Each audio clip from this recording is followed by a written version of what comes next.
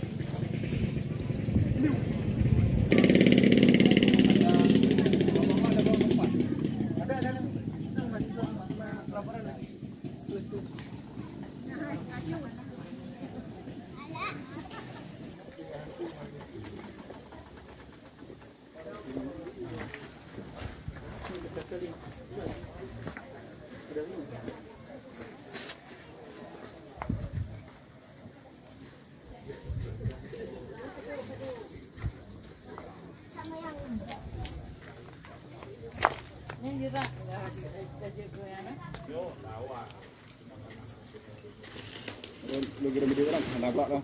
Nabrak, kita lucu.